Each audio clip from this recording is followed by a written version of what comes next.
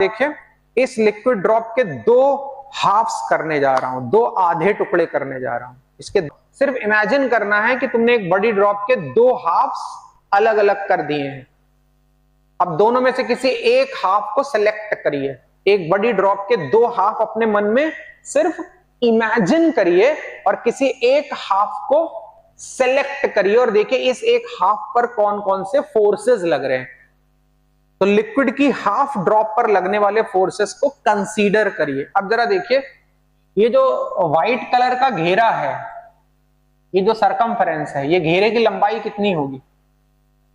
ये जो व्हाइट घेरा है इसकी लंबाई 2 पाई आर होगी। अगर ड्रॉप की रेडियस आर है तो ये जो व्हाइट घेरा है इसकी लंबाई 2 पाई आर होगी। और अगर लिक्विड का सरफेस टेंशन टी है तो इस 2 पाई आर लेंथ की जो लाइन है, इस लाइन को T इंटू 2 पाई आर के फोर्स से पुल किया जा रहा होगा। और ये जब मैंने सरफेस टेंशन आज डिफाइन किया था तो यही तो डिफाइन किया था। सरफेस टेंशन होता है pulling force per unit length. तो 2 पाई आर लेंथ की जो लाइन है उसको खींचने वाला टोटल फोर्स कितना होगा? T into 2 pi R. अरे तुम भूल, 2 पाई आर लेंथ की जो लाइन है इसको खींचने वाला force T into 2 pi R होगा। अब बताइए इस हाफ ड्रॉप को अगर प्लस एक्स डायरेक्शन में कोई खींच रहा है तो फोर्स तो बैलेंस होना चाहिए ना। तो माइनस एक्स डायरेक्शन में भी फोर्स लगना चाहिए। दुनिया में कोई भी चीज अगर इक्विलिब्रियम में है तो उस पर फोर्सेस बैलेंस होने चाहिए, चाहे कोई भी चीज। एक बड़े से ऑब्जेक्ट का छोटा टुकड़ा भी निकाल लें अगर वो इक्विलिब्रियम में है तो उस पर भी फोर्सेस बैलेंस होने चाहिए। तो एक पूरी ड्रॉप का जो आधा हिस्सा मैंने निकाला है इसको प्लस एक्स डायरेक्शन में T इंटू 2 पाई आर इतने फोर्स से खींचा जा रहा है। तो सवाल यह कि इस फोर्स को बैलेंस कौन करेगा? बताइए कैसे बैलेंस किया जाए?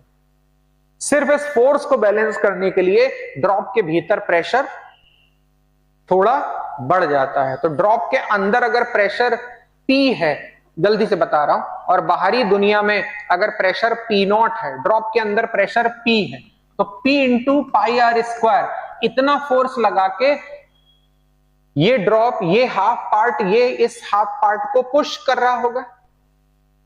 ये T इंटू 2 पाई आर का फोर्स लगा के इस हाफ को प्लस एक्स डायरेक्शन में पुल किया जा रहा है। और P into pi R square का फोर्स लगा के इस हाफ पार्ट को क्या किया जा रहा है? पुश किया जा रहा है। बाहर अगर एटमॉस्फेरिक प्रेशर P0 है तो बाहर का प्रेशर भी तो इस ड्रॉप को बाहर से पुश कर रहा होगा। बाहर का एटमॉस्फेरिक प्रेशर इस हाफ ड्रॉप को किधर पुश कर रहा होगा? पॉजिटिव एक्स डायरेक्शन में। तो बाहर का प्रेशर अगर P0 है तो वो प्रेशर इस ड्रॉप को P0 into pi R square इतने फोर्स से पुश कर रहा होगा। यहां कंफ्यूज मत हो रही है कि आप कहेंगे तो एरिया पूरा कर्व्ड है, 2 पाई आर स्क्वायर एरिया है, आपने पाई आर स्क्वायर क्यों लिया? हमें प्रोजेक्टेड एरिया लेना है, हमें सिर्फ क्रॉस सेक्शनल एरिया लेना है, कर्व्ड एरिया से लेना देना नहीं है। तो बाहर का एटमॉस्फेयर इस हाफ को, अरे इस ड्रॉप के जो दो हाफ किए इनके नाम रख दो चुन्नू मुन्नू, ठीक है? मुन्नू को किनारे कर दो, अभी मुन्नू की बात नहीं हो रही, सारी बात चुन्नू की हो रही। इस बेचारे चुन्नू को T इंटू 2 पाई आर का फोर्स लगा के प्लस एक्स डायरेक्शन में पुल किया जा रहा है। फिर इस चुन्नू को P into pi R square का फोर्स लगा के माइनस एक्स डायरेक्शन में पुश किया जा रहा है। फिर इसी चुन्नू को P0 into pi R square का फोर्स लगा के प्लस एक्स डायरेक्शन में पुश किया जा रहा है। अब इन सारे फोर्सेस का क्या करूं?